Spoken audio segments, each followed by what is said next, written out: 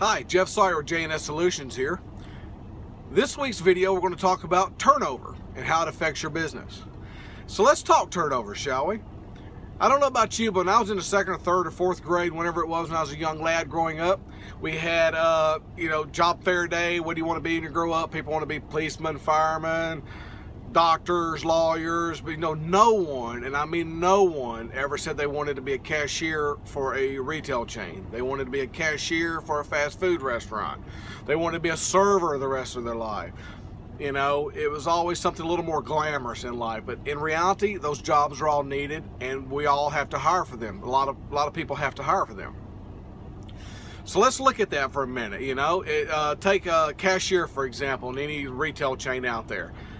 There's a built-in turnover rate there. It's a transitional position, just like a cashier or any fast food worker. Receptionist, certain data entry, or there's going to be a certain turnover rate pre-built into that position. It's not what their goal was in life to be that, but yet we have to have people doing that, and there are people working in that field.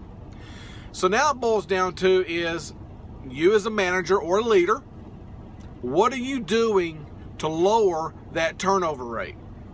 Are you treating your people fairly? Are you being strict but firm, caring to confront when there's an issue and talking it out and getting in the cart, all the stuff laid out on the table so that you can go forward and create a great working relationship with the people that work for you? Or are you the type of a leader that just barks orders and fusses at people and yells at people and runs their staff off? So that type of a leader is raising their turnover rate. You're already going to take it higher than what it would normally be if you were a more understanding and caring leader.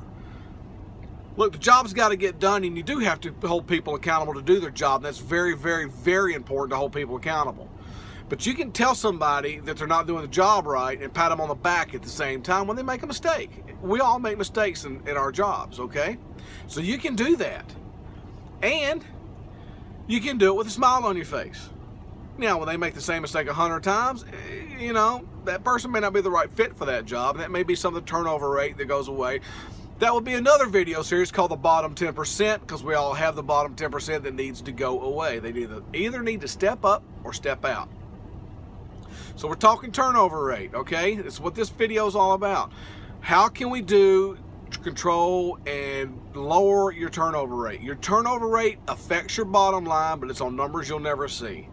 The national standard average is about $10,000 to bring in one new employee, just one new employee, get them trained up and get them 6 months into the job will cost you about $10,000 for every one you hire. So if you're a company that hires 1 or 2 a year, you're looking at $10,000, $20,000. If you're an organization that's hiring 10 a year, you're looking at $100,000 invested into them 10 people. Now the question is, are they staying or not? That's where your turnover rate can hurt you, because it's costing you money. It's killing your productivity. When you look at this dollar figure, it's based upon the interviewing time, the sorting through of applications and resumes, interviewing time, the amount of time that it takes to train them, to bring them in and do an orientation with them. Whatever money you're spending on that new employee, you're spending on someone else to match their time for so many days. You're looking at any in-depth training they have to have. You're looking at times where they're not up to speed as the rest of the organization is. Somebody has to slow down their job to help them, so it's killing your productivity there. The trainer's productivity, it's slowing their time down. Like I say, on average, some can be higher than 10, some can be a little less than 10, but on average, it's about $10,000 an employee. So every time you hire someone new, you need to be looking at that number going, this is costing me roughly $10,000. Am I investing myself in my company and my time and our training into this person or not? Because every time you don't, it's another $10,000 you're going to have to spend later. So just keep that in mind. That's how turnover can affect your bottom line. And it kills your productivity, and it can kill your morale. If you constantly are turning over positions, everybody else that's working around that position is extremely frustrating. That's not a great working place. That's not a place where you keep people and maintain people and lower your turnover rate. that's a place where your turnover rate keeps getting higher and higher and higher, because not only are you making bad hires, you're frustrating the staff that you do have, and then you're going to have to start replacing them, and it's 10,000 times 10,000 times 10,000 every time you do it.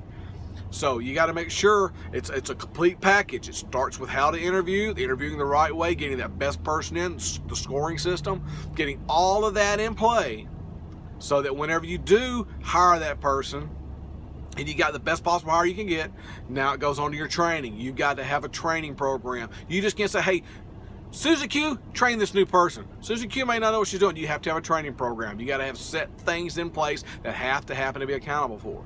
Then you have to have follow-up. Then you have to have accountability. When all of that is working as one smooth machine, your turnover rate will lower. So if you have any questions, please let me know. You can either comment below or email me at jsawyersolutions@gmail.com. And thanks. Have a great day.